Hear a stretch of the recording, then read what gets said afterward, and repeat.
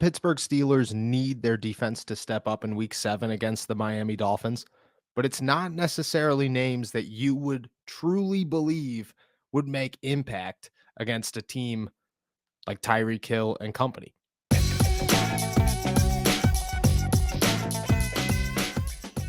What's up, Steelers Nation? Thank you so much for jumping on to Steelers to Go, your daily to-go cup of Pittsburgh Steelers news and analysis.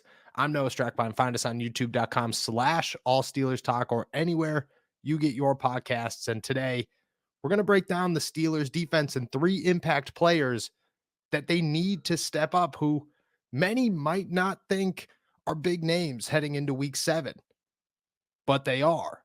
We're going to start with Levi Wallace. Obviously, he returns at cornerback, but he's not the biggest cornerback that the Steelers need this week. You need a true starter, and I truly believe that that is Levi Wallace. He's a guy that could come in here, add some veteran quality reps, give you some leadership, add a little bit of a dynamic, and remove the need for Quincy Wilson to really be an impact player against a team like Miami. And you want quality corners on the field against a team like Miami. Obviously, you have names like Jalen Waddle, Tyreek Hill, Chase Edmonds, Mike Gesicki. There are so many weapons for Tua to find. You want Levi Wallace on the field, if only because you just need somebody out there to add a veteran presence. But you also need your playmakers. And truthfully, after last week, James Pierre has proven to be a playmaker. He might not be a true-blooded. He's not a superstar. And when Ahkello Witherspoon and Cam Sutton are back, James Pierre's role is definitely smaller. But right now, he's a guy that the Steelers should rely on at all times. This entire time. Until a guy like Ahkello Witherspoon, at bare minimum, is back. And especially this week against a name like Tyreek Hill. If you're going to keep up with the Miami Dolphins in week 7, you're going to need to keep up with their fastest pieces. Their fastest piece is probably the fastest piece in the NFL, but he's not the only one that can make explosive plays.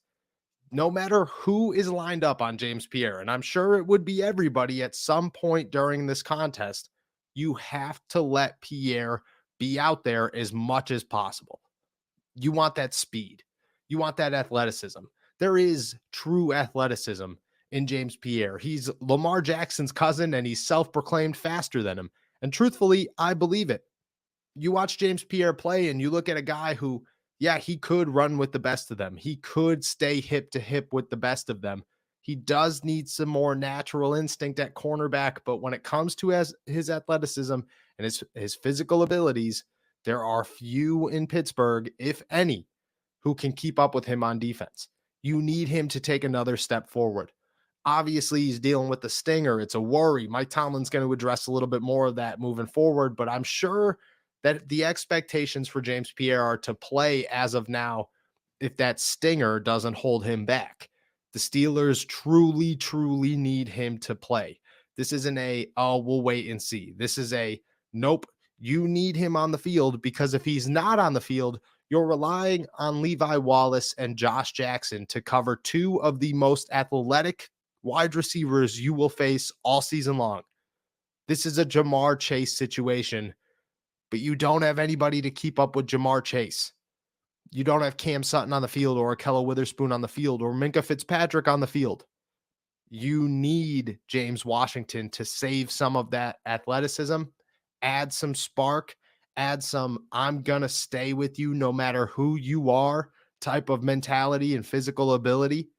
And nobody else on this defense right now, with the defense that's been presented to us because of injuries, is going to be able to do those same things. Next is Terrell Edmonds. I think the most slept on name in Pittsburgh. Honestly, people have a hard time admitting that it's been a long time since this guy's been a liability on the football field. 2 years, probably, at least. He was easily worthy of another contract this offseason. And while I agree with the 1-year deal because there were other options, if the season ended right now, Terrell Edmonds is worth a long-term deal for the Pittsburgh Steelers. No questions about it. And I think he'll get it. I think at the end of the season, he will get his long-term deal that he rightfully deserves. The dude is a leader on this defense. The dude is a secondary member that does everything the Pittsburgh Steelers want him to do. He's not out here being a liability. He has adjusted and conformed to exactly what the Pittsburgh Steelers wanted him to do since day one, and he has now taken that role and ran with it in stride. He is a dude that if you are running the football, chances are you're getting tackled by Terrell Edmonds. If you're going to throw it to a tight end, you better be able to beat Terrell Edmonds. He comes up and makes plays all over the field.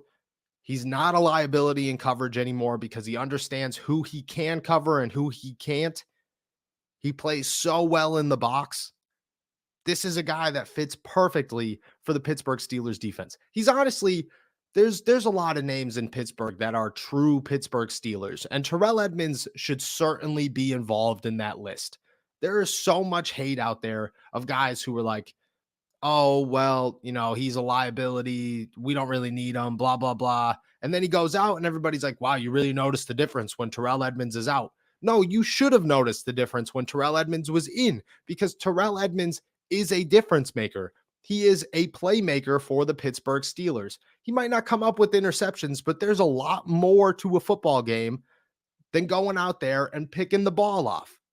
Terrell Edmonds works the rest of everything and the rest of what the Pittsburgh Steelers want him to work perfectly.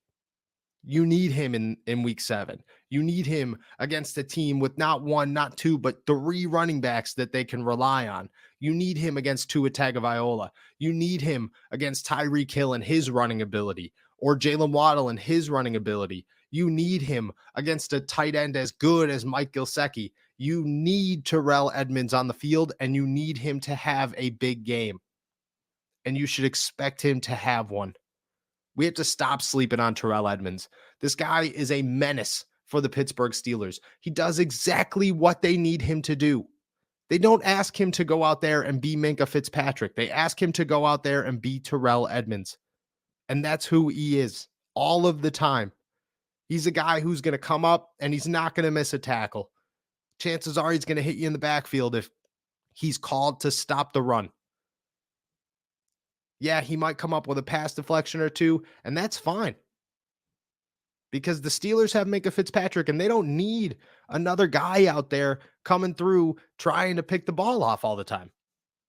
They have 3 cornerbacks that they rely on and an all-pro safety, probably the best safety in the NFL when healthy.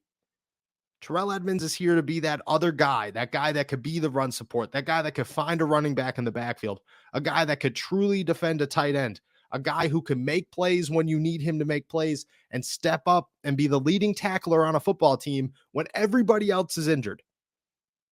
Terrell Edmonds is a veteran presence, somebody who, again, if the season ended right now, I'm signing Terrell Edmonds to a multi-year deal, probably 3 years. Let him rock right up until he's about 28, 29 years old, and then see where he's at from there. But right now, no questions about it. Worthy of another contract.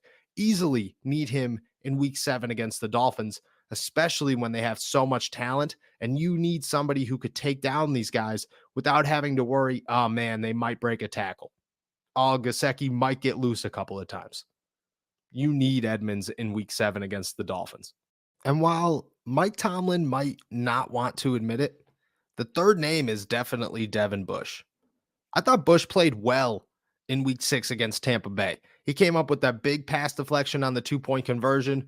Apparently, the stat book doesn't count that because he's yet to have a pass breakup on the season statistically. He had a couple of big tackles, and really it was a redemption game. It was a game that said, hey, everybody's sleeping on me, and I think that he deserves to be slept on a little bit. I don't watch Devin Bush and say, oh, this guy's a superstar, or this guy's as good as Miles Jack, or this guy deserves another deal, or is possibly going to get the 50 or the franchise tag. I don't watch that. I don't watch Devin Bush and see a guy that's in Pittsburgh after this season. But I do see a guy who has definitely come back stronger than he did a year ago. And while he's still much lower than the expectations were originally, he's higher than the expectations were this season.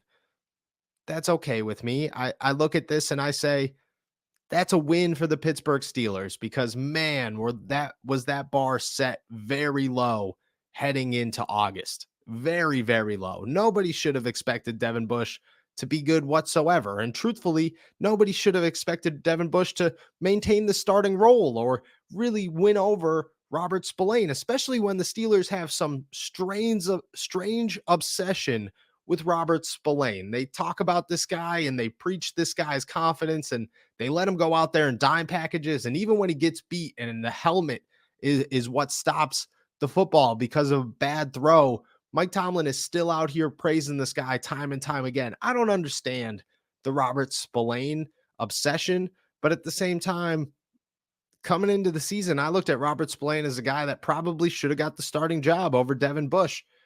Bush has held on to that. He's held strong, and he's been a guy that the Pittsburgh Steelers can rely on. He doesn't get blown up and run anymore. He can hang with some people in pass coverage. And against the Miami Dolphins, he's probably going to be the guy that spies Tua time and time again and tries to stop some of these more athletic running backs. That's what you need him to do. You need him to be able, and I know he's not athletic and he's not an athletic freak by no means, especially compared to what he should have been when he came into the NFL. But you look at him and you say, okay, Chase Edmonds, Mostert, those are guys that are going to be fast and they're going to be very difficult to take down. If Gaskin still gets runs at this point, he's very, very athletic. Devin Bush has to show, okay, I could clog up a hole. At bare minimum, I could clog up a hole, and I could let guys like Cam Hayward, Larry Ogunjobi, and Isaiah Loudermilk find a running back because that's what worked last week. It was Devin Bush and Miles Jack clogging up holes, and then everybody else making movement on the defensive line. That's who the Pittsburgh Steelers defense needs to be. They need their inside linebackers to contribute well enough to where their defensive line can actually step up and make plays. And that's twofold because you need your defensive line to play like they did last week, not like they've played most of the season.